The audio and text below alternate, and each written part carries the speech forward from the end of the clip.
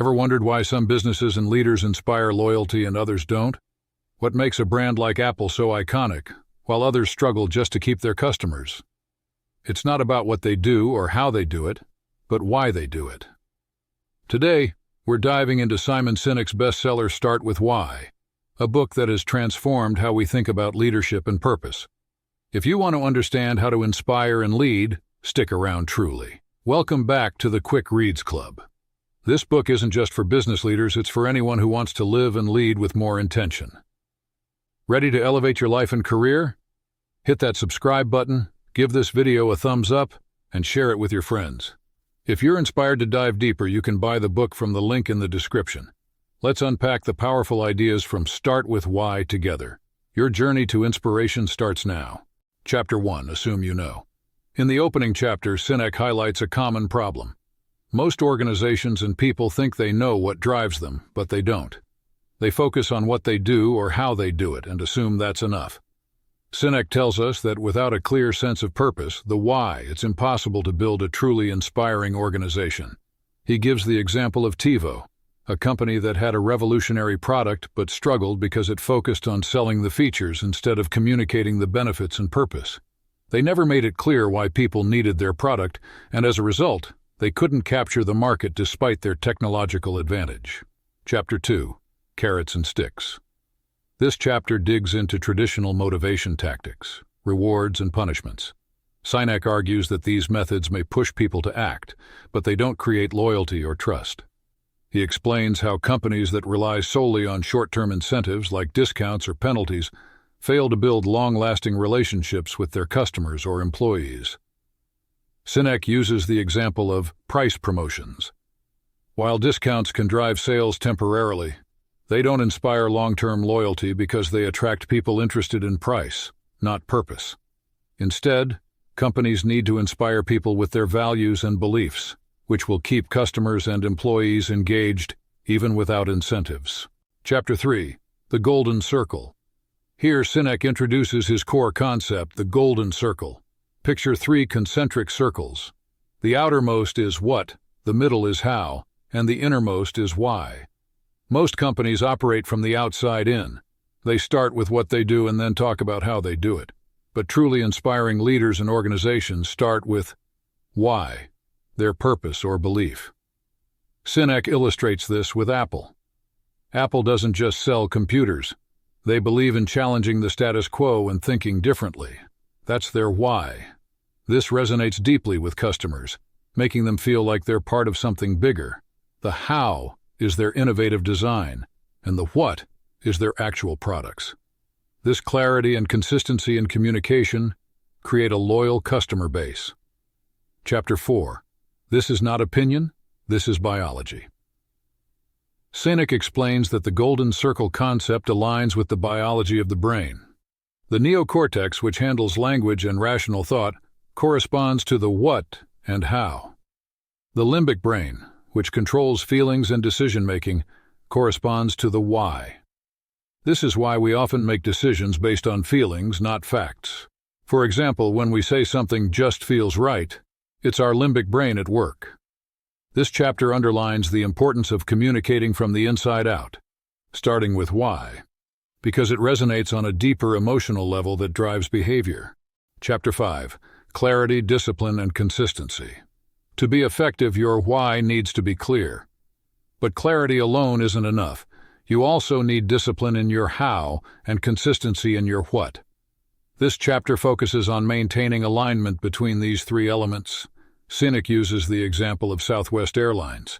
Their why is to make air travel accessible and enjoyable for everyone. They are disciplined in their processes, keeping costs low without compromising service, and consistent in delivering a fun, friendly experience. This alignment has made them one of the most profitable airlines despite a challenging industry. Chapter 6. The Emergence of Trust. Trust isn't built overnight. It emerges when people consistently see that your actions match your words. Sinek explains that trust is essential for building strong relationships, whether it's with customers, employees, or partners. He emphasizes that trust comes from being authentic and staying true to your purpose even when it's difficult. He gives the example of Harley-Davidson. Harley's why is about freedom and individuality, not just selling motorcycles. They've built a community of riders who don't just buy their bikes, they buy into the brand's identity and lifestyle. This deep trust and connection are what keep customers loyal for life. Chapter 7. How a Tipping Point Tips. This chapter dives into how ideas and movements spread. Using the law of diffusion of innovation, Sinek explains that innovation spread in stages, starting with innovators and early adopters. These people buy into your why first before the majority. If you can convince this small group, they'll help you reach the tipping point where your idea gains widespread acceptance. For instance, Dr. Martin Luther King Jr. didn't get millions to follow him because he had a detailed plan. People followed him because he articulated a vision that resonated deeply, the why of his movement.